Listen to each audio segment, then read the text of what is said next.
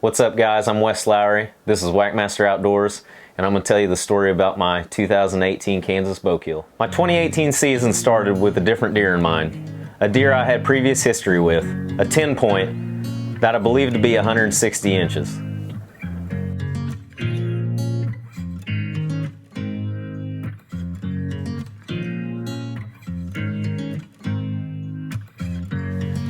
With that being said, that was the only deer on my mind. November 6th rolled around, and me and my brother Kyle headed to the stands with hopes of him coming in.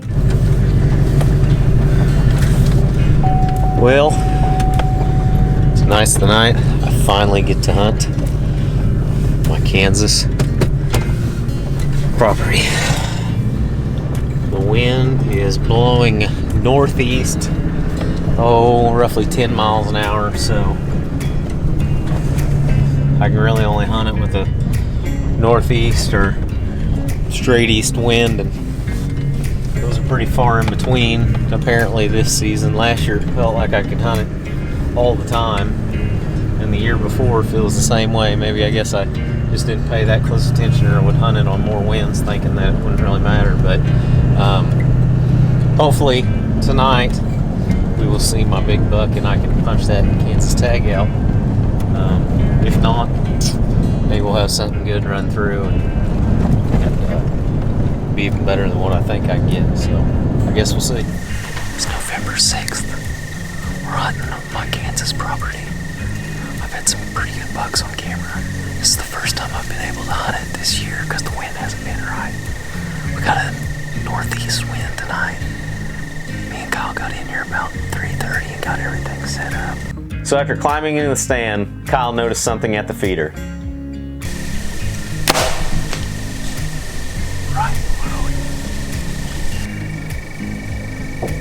So shortly after that, we had our first deer come in.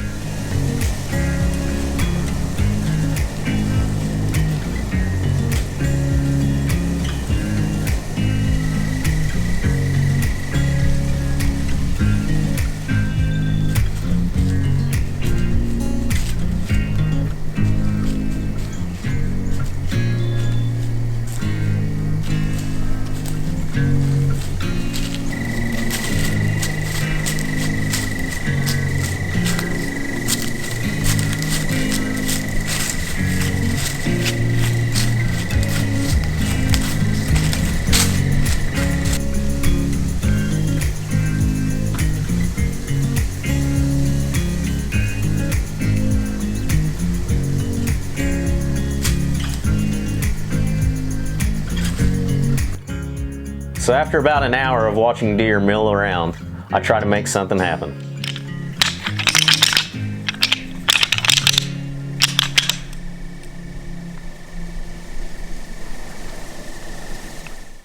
So shortly after rattling, I notice a rack in the distance. I quickly grab my bow and get ready to shoot. After the deer closes the distance, I realize it's not a deer I have any history with or ever seen before, so I elect to pass the deer, but I make sure to turn and tell Kyle to get good footage of it so I can look at it later and maybe figure out what deer it is.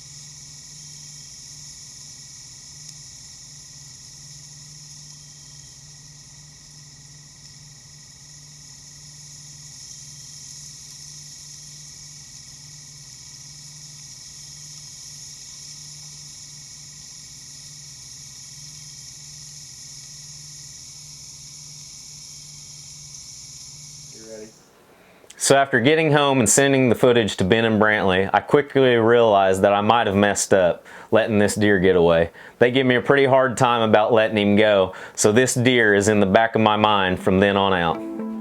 So after a week of running cameras and hunting both my properties really hard, I quickly realized that this deer was the biggest deer I had on camera.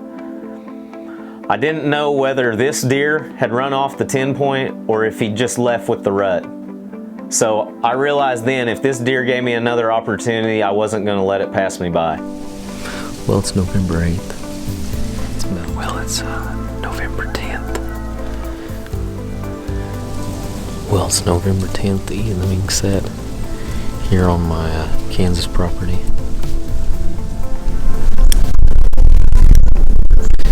It's Sunday, November 11th.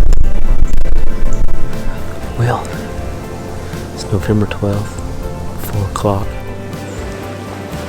Well, it's November 13th, about 6:45.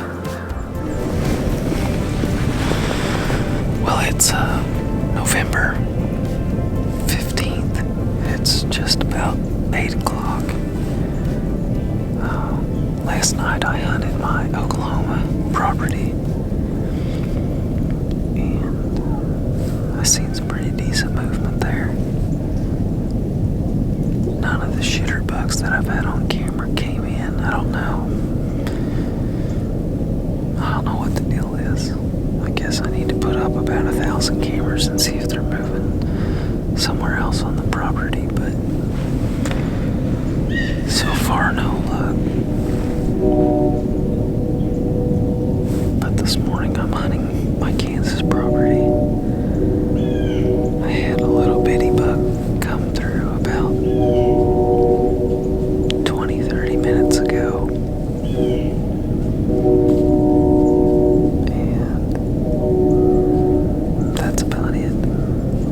Seen any shooters besides the first set that me and Kyle had, and I'm really starting to kick myself in the butt for not shooting him.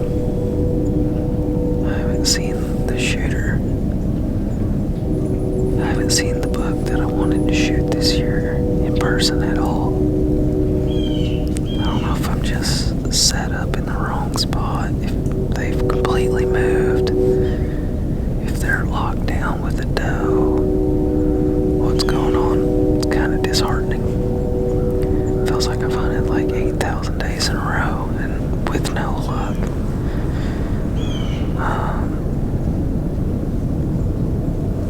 Steadily warming up today. Next few days is supposed to be quite a bit warmer. I can't hunt this evening. I gotta pick my kids up from school, so try to set a little bit longer. They call for most of the movement today to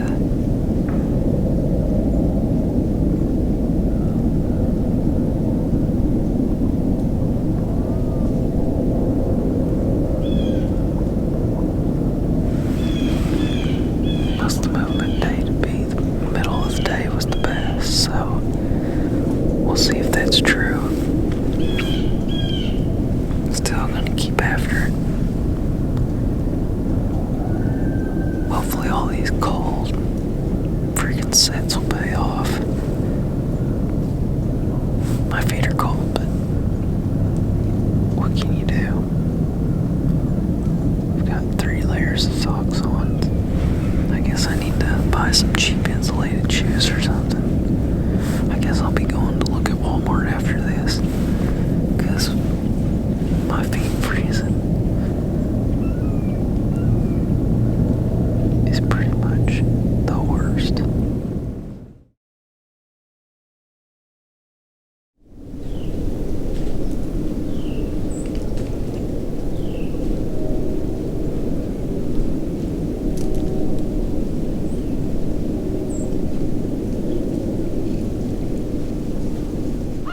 This is part of the hunt I don't have footage of. Just in front of me, I hear a rustle in the leaves. Quickly look down 25 yards and there's 2 doe feeding right towards me. I watch them feed right to me, get under my stand, and kind of go past me. And thinking in my head, I'm thinking 2 doe, this time of year, there's probably a buck behind them. And just shortly after that, like clockwork, I hear some grunting from the same direction that they came from. So at that point, I'm grabbing my bow, getting ready for anything, thinking maybe in the back of my head it's that big 10 point that I had on camera and he's finally came back to my property. Well, lo and behold, this guy shows up, and of course I get all flustered and getting nervous, trying to get the camera ready, put it on him, think everything's good, I'm gonna get a real good video of this deer, and I must have double punched the record button or something, but all the time this is going on, I think I got it. He quickly comes, the same exact thing that they did. He gets 2 yards under my stand. I draw back, he looks up at me, and I let my arrow fly. So after being confident in the shot, I went back to review the footage and it wasn't there. I don't know if in the heat of the moment I double clicked it, didn't hit it, or what went on. It's hard to say. But I gave that deer some time. I climbed down out of my stand and I went to the house and called my brother Kyle to help me recover this deer. How long ago did you shoot him? Probably an hour? 45 minutes? Oh no, probably. If you're watching this, you already know I didn't get it on film. So I called Kyle and he came out here and we're gonna do the recovery. It's 11. So after waiting about an hour for Kyle to get there, we go down, I get to my arrow, check it, looks like good blood to me. Start looking around, there's just not a ton. I was shooting 4-blade, fixed blade broadheads that year, and there just wasn't that much blood. So without having any footage to review, I started thinking in my head, oh man, did I make a good shot? Did I shoot high? Did I shoot low? You know, did I just clip him? So we start tracking this blood trail, and it's very spotty, and I am getting more and more nervous the further I get from the tree. And we follow this path, go over the pond dam, go 30 yards more, and what do you know, he's crumpled up there on the ground, 70 yards from my tree stand. It was quite an ordeal. I was pretty happy to see him there. So.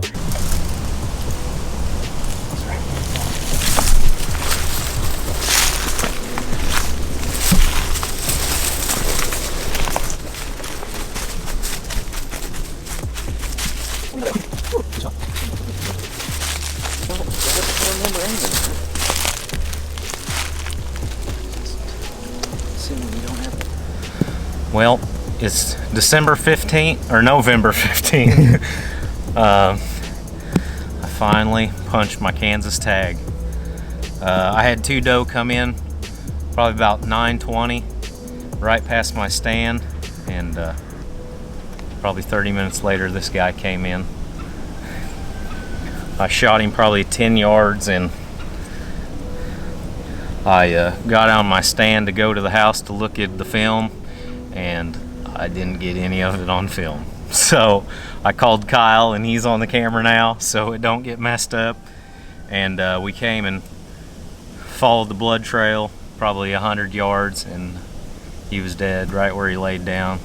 I was kind of concerned there wasn't very much blood, but normally I shoot mechanical broadheads and the hole's a lot bigger on the exit wound, and I'm shooting these fixed blades and they don't leave very much to come out of the deer, so I was a little worried at first, but it worked out pretty good. I was getting a little discouraged, but now that we're done with Kansas, we're going to head to Oklahoma, start hunting it real hard, and hopefully shoot a big boy there.